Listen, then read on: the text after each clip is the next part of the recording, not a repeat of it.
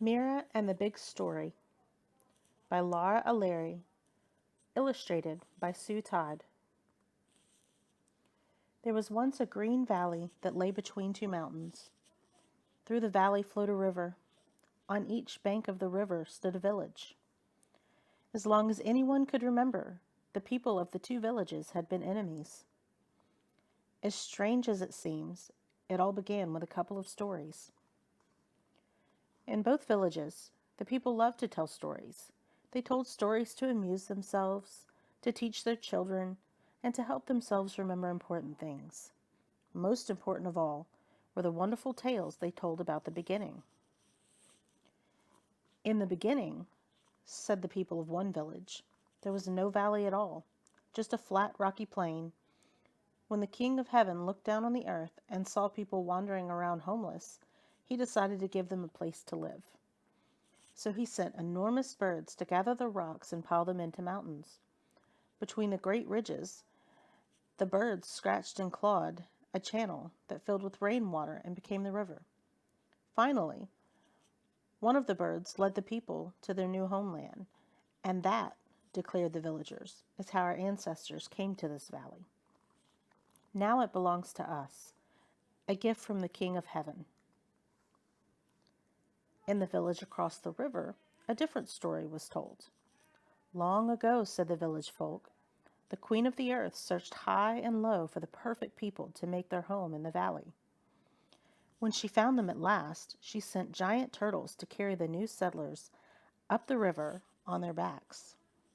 And that, declared the villagers, is how our ancestors came to this valley. Now it belongs to us, a gift from the Queen of the Earth. Day after day, year after year, the people of each village told and sang their own stories until they could no longer imagine the beginning of life in the valley any other way. On opposite sides of the river, when the villagers looked across and saw others celebrating a different story of the beginning, they became angry. That is not how the story goes, they all complained bitterly. This is our valley. It was a gift to us. We belong here. There's no room for the others. In a little yellow house in one of the villages lived a girl named Mira. Like all the children in her village, Mira had grown up hearing stories about the beginning. She knew them by heart. She knew the valley belonged to her people. She knew the others were enemies. She knew they did not belong, but she was very curious about them. On fine afternoons, Mira often climbed a tree close to the river and watched the people in the other village. Once or twice, when she was feeling especially bold, she even walked far down the bank to a place where the river was narrow and shallow and waded across. On the other side, everything was strangely familiar. The trees, the wildflower, the songs of the birds and insects, the smell of the wind. It was so much like home. Mira looked across the water to her own village. It felt strange to see it the way the others did. On one of these secret visits, Mira was getting ready to cross back over the river when she fell and cut her foot on a rock. She had scarcely sat down when she heard the rustle of leaves. A small boy scrambled down from the tree where he had been hiding. "Are you hurt?" the boy asked. "How can I help you?" Mira was too surprised to answer. The boy came closer and held out his hand. "Here," he said, "take my arm. Lean on me until you get back across." Together, they waded through the water to the other shore. "Who are you?" Mira wanted to know. "Where did you come from?" "Where do you think?" the boy answered with a smile. "Do you suppose you are the only one who is curious about the folk on the other side of the river? I watch you the same way that you watch us. But you were the first one to cross over. That was brave." He looked at Mira admiringly. "I must go now. I hope we meet again." And away he went. Mira felt jumbled up inside. For the rest of the day, she wondered about the boy. He seemed like an odd piece in a jigsaw puzzle. He was the wrong shape, and she could not make him fit. The others were not supposed to be kind. The others were not supposed to be curious. The others were not supposed to be like her. Could the stories be wrong? There was only one person to whom Mira could bring such a big question. Old Alfred lived near the river in a stone cottage filled with books. When he was not reading, he was out working in his garden, growing vegetables and herbs from which he would make soups, teas, and medicines for the people of the village. Children were welcome to come and pick his raspberries. Old Alfred always offered them homemade cookies and a glass of lavender lemonade. He was wise and kind, and his mind and heart were as open as his front door. That very evening, Mira went to see old Alfred. She found him enjoying a pot of tea in the garden. He welcomed her warmly and offered her a cup. When Mira was settled with her tea and cookie, she took a deep breath and said, "Old Alfred, I need your help. I have a big question, and there's no one else I could ask." Old Alfred put down his teacup. "A big question, you say? I like big questions. It's been a long time since anyone has asked me a good one. Tell me about yours." Mira told old Alfred everything about her secret trips to the other side of the river and the boy that she had met, and how he was like a puzzle piece that did not fit. Old Alfred listened carefully. Then he asked, "So what is your big question?" In a small voice, Mira asked, "Are the stories wrong?" For a few moments, old Alfred stared silently up into the night sky. Then he said, "Mira, let me tell you something about stories. Stories can make you bigger. Not on the outside, of course, but on the inside. They can stretch your mind and heart, but a story can make you smaller if it takes up all the space in your mind and heart. When new people or new ideas come along, there's no room for them. Whenever you hear a story, you must ask yourself, what is this story doing to me? Is it making me bigger or smaller? Our village is dear to me, Mira, but our minds and hearts need to be stretched so we can make room for others." Old Alfred sighed. "There will never be peace in this valley until the people in both villages find a story big enough for all of them." Mira felt even more mixed up than before. "I don't understand," she said. "What kind of story could be big enough for everybody?" "I have a story to share," replied old Alfred.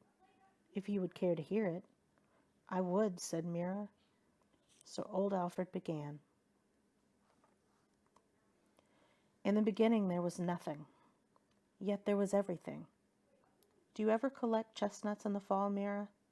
Imagine holding a chestnut in the palm of your hand. Now imagine something even smaller than that little nut containing everything that exists.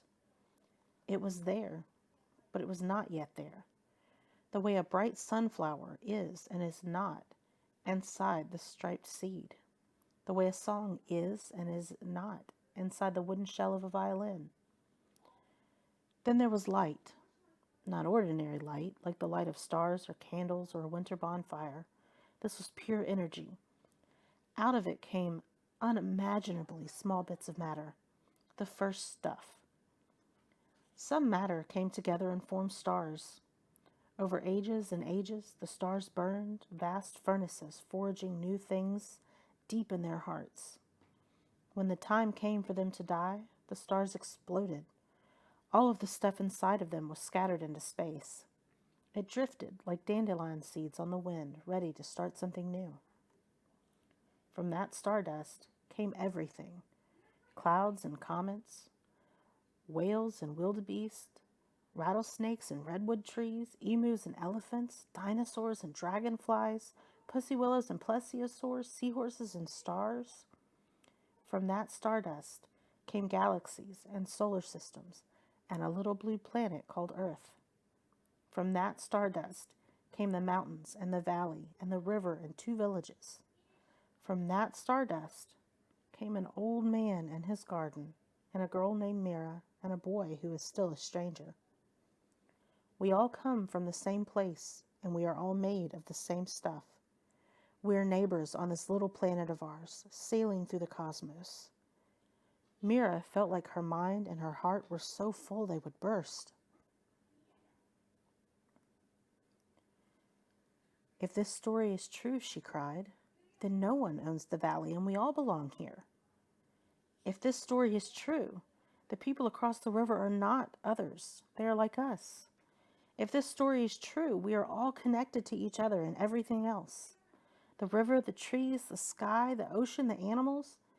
If this story is true, we have wasted too much time being enemies. Mira began to cry.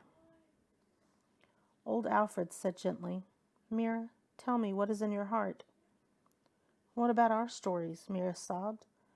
What about the birds who led us to the valley? What about the King of Heaven? What about our gift?